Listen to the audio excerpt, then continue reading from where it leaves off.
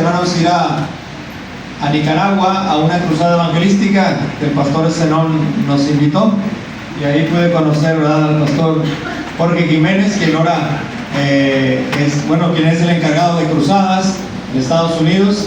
Y después de aquella cruzada a Nicaragua, en el mes de julio más o menos creo fue, por ahí hubo otra cruzada, pero ya programada aquí en el norte de Dallas, y Dios ha usado al pastor Zenón para edificar nuestras vidas y también para animarnos, ¿verdad?, a participar. Y él tiene a veces unas palabras, ¿verdad?, así claves como para animarnos, motivarnos, ¿verdad?, y decir, hijo, eso no, ¿cómo le voy a decir que no? Pero Dios, ¿verdad?, nos dio la bendición de estar en la cruzada allá en el norte de Dallas y nuevamente volver a ver al hermano Jorge, y pues ha sido una bendición escucharle en esas predicaciones, y también el mayo que nos capacitó a los pastores y hermanos que vinieron. Una bendición va a escuchar, y bueno, hoy tiene el tiempo para compartirnos la palabra de Dios. Pase, hermano, que Dios bendiga.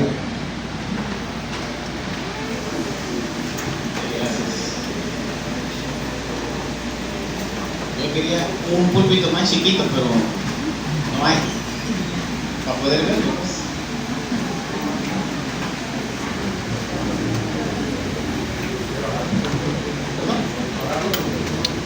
No, pues sí, ¿verdad? Se baja y queda arriba.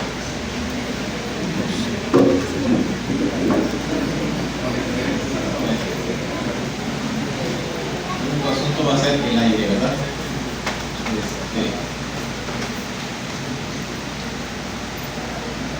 Me da mucho gusto verlos, poder, después de varios meses que vine a dar el entrenamiento, poder verles que apoyaron, y se me hace que hay más asistencia de la que reportaron que iban a estar. Eso es bueno, eso es bueno. Y en el culto de Victoria, que será el viernes a las 6, esperamos verlos nuevamente, hermanos. Entonces va a ser aquí nuevamente. Los que van llegando, aquí hay espacio, ya pusieron sillas. Si acostumbraba a sentarse hasta atrás, pues porque llegó tarde, ¿verdad? Tenía que haber llegado temprano para tener ese privilegio. Pero si no, aquí hay espacio. Y hoy quiero compartir un pasaje que se ha vuelto mi lema. Voy a revisarlo ahora, no estoy checando el celular. Al contrario, yo les voy a pedir que por favor pongan su celular en vibrador, que no les suene. Yo sé que hay algunos que pusieron notificación para ver cómo va México, ¿ok? Por favor, en vibrador. No entiendo. Y si usted tiene un teléfono que resulta que el sonido cuando timbra es una canción y secular, aguas, porque le va a pasar lo de una hermana que le sonó el teléfono y se puso tan nerviosa y no encontraba el teléfono en el bolso. Casi escuchamos toda la canción. Nadie dijo nada porque hasta eso tenía buen gusto. Pero imagínense que usted salga con una norteñota ahí, así que no pase vergüenza. Póngalo en silencio o en vibrador. Papá, si usted ve que su hijo está en el celular, le dice, hey, estamos en la casa del Señor. Si un hijo ve que su papá está en el teléfono, hey papá, estamos en la casa del Señor. Entonces, por favor, o sea, uno a otro vamos a corregirnos, porque a veces los papás son los que tienen el error y a veces son los hijos los que tienen el error. Entonces, le encargo por favor el celular para poder enfocarnos en un pasaje que se ha vuelto mi lema. Se ha vuelto mi lema porque me gusta lo que el Señor le dice a Pablo, y se lo está diciendo en una ciudad sumamente complicada. Si ustedes piensan que Reynosa es complicado, no, es que no conocieron a esta ciudad antes. Esta era peor todavía. Y en esa ciudad Dios se atreve a decirle a Pablo, Pablo, no te vayas, quédate, porque yo tengo en esta ciudad mucho pueblo. Fíjense nada más. Era una ciudad, hoy lo vamos a ver, bien difícil. Vamos a Hechos 18, que fue el pasaje que hace rato ya leímos. Hechos 18 del 1 al 11. Y he basado el énfasis en este pasaje está en los versículos 9 y 10. Voy a explicar todos los versículos, pero los versículos claves son el 9 y el 10. Dice la palabra: entonces el Señor dijo a Pablo en visión de noche: no temas, sino habla y no calles, porque yo estoy contigo, y ninguno pondrá sobre ti la mano para hacerte mal, porque yo tengo mucho pueblo en esta ciudad. Estos dos versículos se han convertido en mi lema, y algunos de los misioneros ya me han escuchado que he predicado este pasaje, porque este pasaje se ha vuelto mi lema, donde Dios nos dice: yo tengo mucho pueblo en esta ciudad. Y ese es el título del mensaje: Dios tiene mucho pueblo en esta ciudad. Dios tiene mucho pueblo, que ahorita no es pueblo, que hasta hoy sábado 11 de octubre todavía no es pueblo, pero que más al ratito, que mañana domingo, que el lunes, que el martes, que el miércoles, que el jueves, que el viernes o que el próximo sábado van a ser parte del pueblo del Señor. Todavía no son pueblo, los vamos a ir a alcanzar, le vamos a compartir, porque todavía no son pueblo, pero Dios dice que van a ser su pueblo, porque Él está diciendo: yo tengo mucho pueblo en esta ciudad.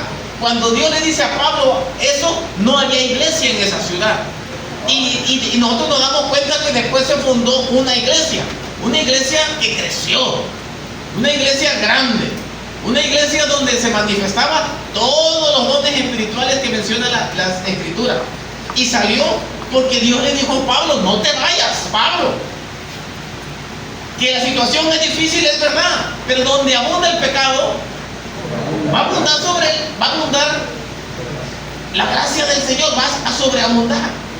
En este pasaje vamos a encontrar el nacimiento de una nueva iglesia, o la plantación de una nueva iglesia, a la que más tarde se le escribirían primera y segunda carta a los Corintios.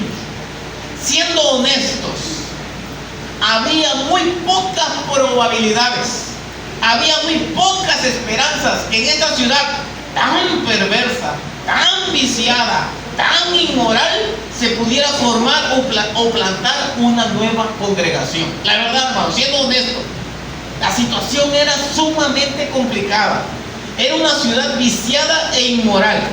¿Por qué digo que era viciada e inmoral? Para los que hemos estudiado teología o fuimos a un seminario, nos enseñaron que la ciudad de Corinto en ese entonces era el centro de la prostitución cultica en honor de la diosa Afrodita, la diosa del amor.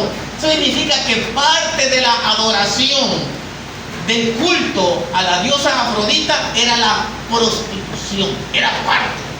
Como ahora para nosotros, leer la Biblia, dar un mensaje, cantar unas alabanzas, recoger una ofrenda, orar, esa es parte de nuestro culto. Bueno, parte del culto de la diosa Afrodita era la prostitución. No puedo dar más detalles por respeto, pero era una perversión total que había en esa ciudad. Así que había muy pocas esperanzas que allí se pudiese formar una nueva iglesia. Y resulta que Pablo llega a Corinto, porque nada es por casualidad. No fue casualidad que en Nicaragua yo haya conocido al pastor, que el pastor se lo haya invitado, que yo lo haya conocido, que después fue para el norte de Texas, y que después ese día yo dije: tengo una cruzada que quiero hacerla en tal lugar, pero los hermanos se han puesto sus moños. O sea, uno les está rogando si quieren y si quieren y si quieren. Estoy pensando cambiar de lugar. Y dice el hermano: ¿y por qué no lo hacemos en Reynosa?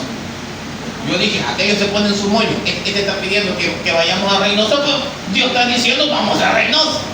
Y aquí estamos, ¿ven? Aquí estamos. Porque otra ciudad se puso los moños. Como estoy en México, porque todas las cosas las hago en Estados Unidos, ustedes sí me entienden.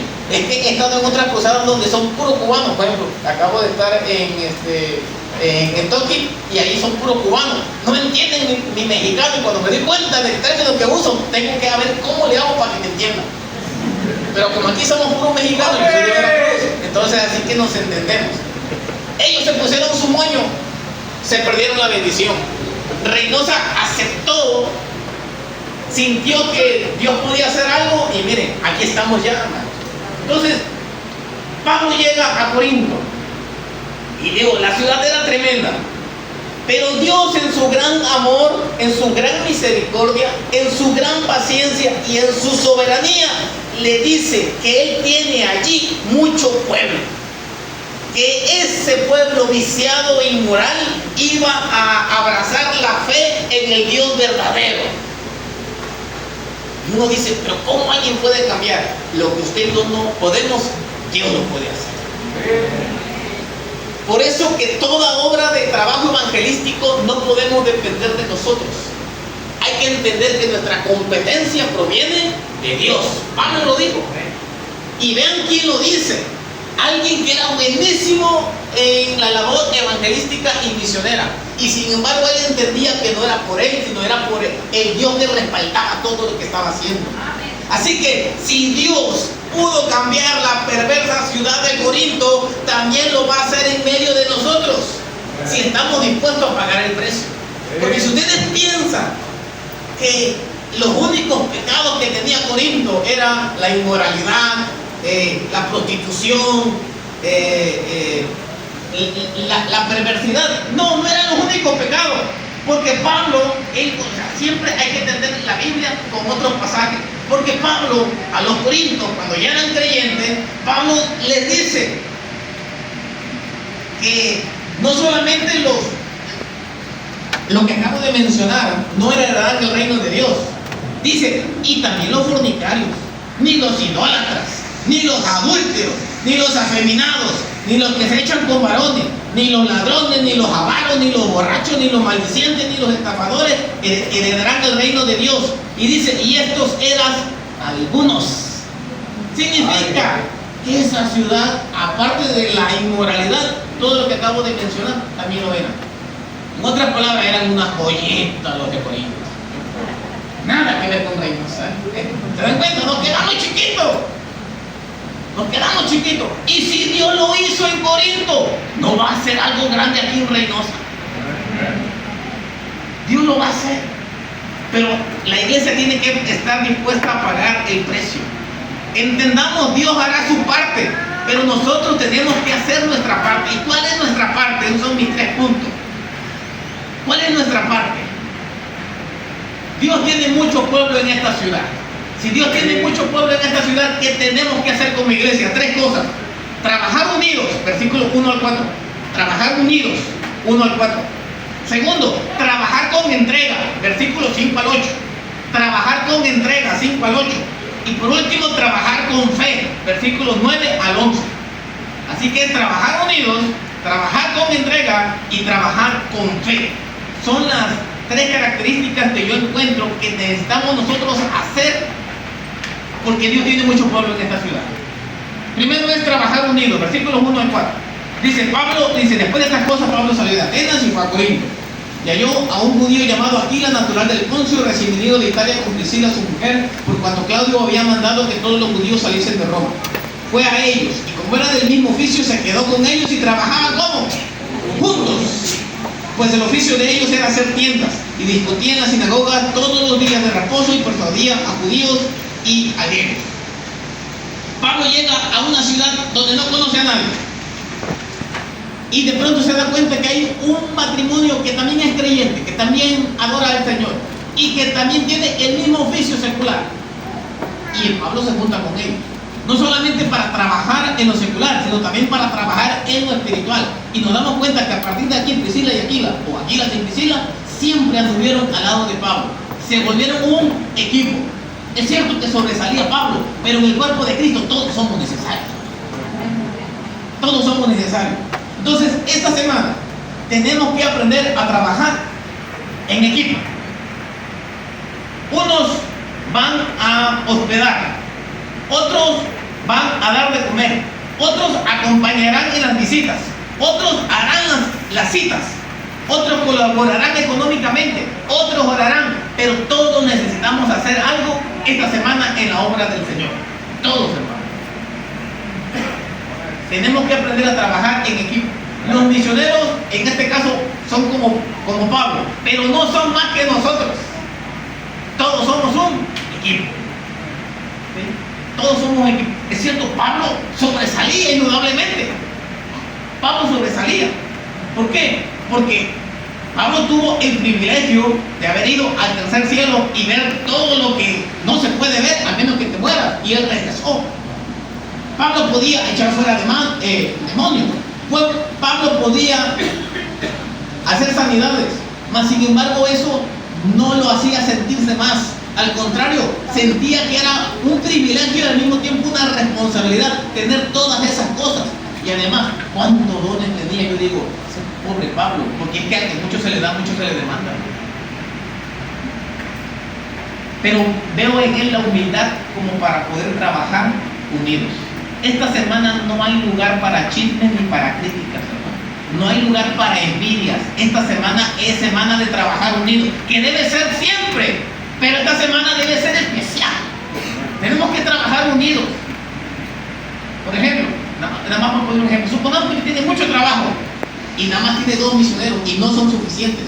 Entonces usted pregunta en el grupo del WhatsApp que tenemos, si no está registrado, quítese, pregunte a quién tiene la tarde libre para el misionero para que me lo preste. Aquí es de ayudarnos unos a otros. Tengo una cita pero de aquel lado y mi misionero no tiene papeles para pasar a aquel lado. Entonces, a ver, ¿quién tiene papeles? Para que me lo preste para ir para allá. ¿Me explico? Tenemos que echar mano de lo que tenemos y vamos a ayudarnos uno al otro. No vamos a estar en competencia quién va a tener más profesiones de fe. Esto es lo de menos. Los frutos son de la soberanía de Dios. Dios puede mandar 5, Dios puede mandar 10, Dios puede mandar 100 profesiones de fe. En la soberanía de Dios suceden las cosas. Pero esta semana vamos a trabajar unidos. Pero no solamente vamos a trabajar unidos, también vamos a trabajar con entrega. Versículos 5 al 8. Dice, y cuando Silas y Timoteo vinieron de Macedonia, Pablo estaba, ¿qué, hermano? Entregado por entero a la predicación de la palabra, testificando a los judíos que Jesús era el Cristo. Estaba, dice, entregado. ¿Saben qué significa entregado? Estaba apasionado con lo que estaba haciendo. Estaba entusiasmado con lo que estaba haciendo. Si hay algo que yo admiro de Pablo, ustedes se preguntan, ¿cómo Pablo era tan exitoso? Claro, aparte del respaldo de Dios, es que él ponía de su parte. No se dieron cuenta que todo lo que Pablo hacía, debido a que su carácter era perfeccionista, todo lo quería hacer bien. Normalmente el perfeccionista es criticado por ser perfeccionista, pero gracias a Dios que tenemos perfeccionistas en la iglesia, porque si no tuviéramos perfeccionistas, la cosa no avanzara. Y Pablo era perfeccionista. Y Dios miró eso en Pablo antes de que fuera creyente. Porque acuérdense que antes de que fuera creyente, Pablo perseguía a la iglesia del Señor.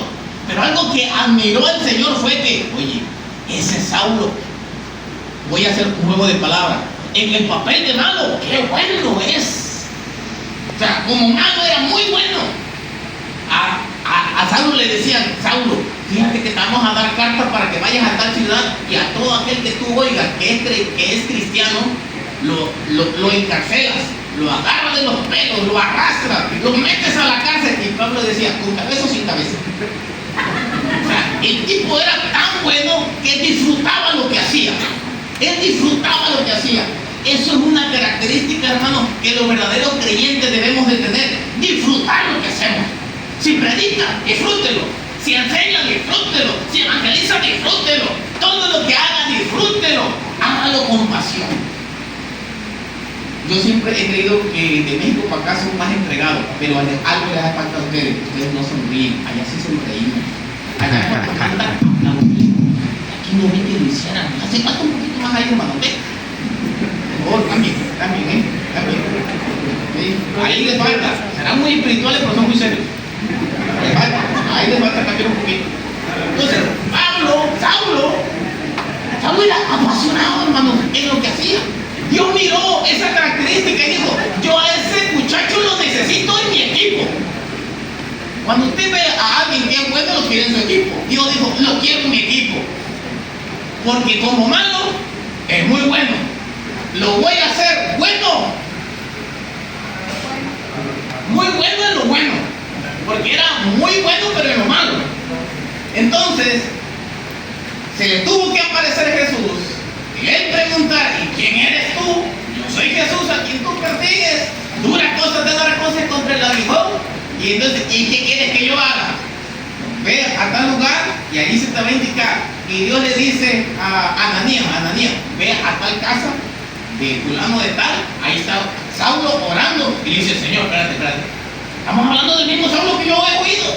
Yo he oído que ese hombre es muy malo. Y Dios dice, sí, es muy bueno siendo malo. Pues ahora instrumento escogido me es este. Lo que los otros 12 no se atrevían. ¿Saben ustedes por qué el Señor mandó como misionero a Saulo y no a ninguno de los otros 12, ni incluyendo a Pedro? Porque los demás iban a llorar ante la golpiza que iban a poner. En cambio, Pablo aguantó apedreamiento, aguantó látigos, aguantó naufragio, aguantó hambre. Él decía, sé vivir en abundancia y sé vivir en escasez. Todo lo puede Cristo que me fortalece. Además, el tipo era no sé si soltero o era viudo, pero no aparece con mujer. Es que la Biblia enseña que si tenía mujer, tiene que agradar a la mujer. Imagínense que el marido se la pasase en misiones. ¿A dónde vas ahora? Pues ya quédate allá. Y no es que sea tóxica, no es que sea tóxica, no es que sea tóxica. Es que el casado tiene que atender a su esposa y la casada tiene que atender al marido. Eso no es ser tóxico. Lo otro es otra cosa, ¿ok? Entonces, el Señor vio que este estaba solo.